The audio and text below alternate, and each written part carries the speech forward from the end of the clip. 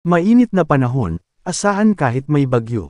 Bagamat may binabantayang bagyong #Goryeo sa loob ng PAR, nananatili itong malayo at walang direktang epekto sa bansa kaya asahan pa rin ang mainit at maalinsangang panahon sa malaking bahagi ng bansa ngayong Lunes 11 ng Agosto.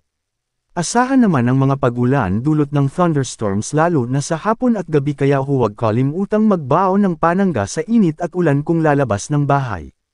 Tropical Cyclone Wind Signal Number 1, posibleng itaas sa bahagi ng extreme northern Luzon sakaling bumaba ang track ng bagyong Goryeo, Pudgel. Tropical Cyclone Update. Ang Severe Tropical Storm Pudgel ay pumasok na sa Philippine Area of Responsibility, PAR, at pinangalan na ito bilang Goryeo. Severe Tropical Storm Goryeo, Pudgel. Lokasyon silangan ng extreme northern Luzon. Pinakamalakas na lakas ng hangin, 110 km per hour. Pagbagso, 135 km per hour. Galaw, Kanluran, West W, sa bilis na 20 km per hour. Presyon sa sentro, 985 hectopascals o mabar, hectopascals o millibars. Lawak ng lakas ng hangin, umaabot hanggang 280 km, galing sa sentro. Sa ngayon, hindi ito nakakaapekto sa bansa. Sa ngayon, posibleng tatama ito sa Taiwan sa Miyerkules ng tanghali, 13 ng Agosto taong 2025.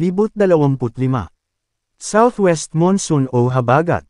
Nakakaapekto ito ngayon sa Metro Manila, Ilocos Region, Zambales, Bataan, Cavite, Batangas, Occidental Mindoro, Palawan, Batanes, at Babuyan Islands.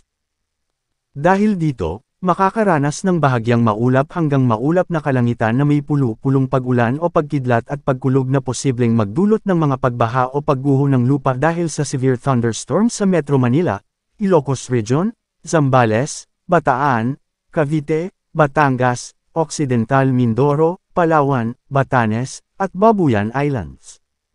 Localized thunderstorms. Makakaranas ng bahagyang maulap hanggang maulap na kalangitan na may pulo-pulong pag-ulan o pagkidlat at pagkulog na posibleng magdulot ng mga pagbaha o pagguho ng lupa dahil sa severe thunderstorms ang nalalabing bahagi ng bansa, kabilang ang Bicol Region. Paalala, posibleng magbago pa ang forecast. Pinapaalalahanan ang lahat na manatiling updated sa lagay ng panahon at sa posibleng tatahakin at magiging lakas ng sama ng panahon sa susunod na mga araw. Manatiling nakatutok sa Weather Balita para sa bagon pang updates, don't forget to subscribe.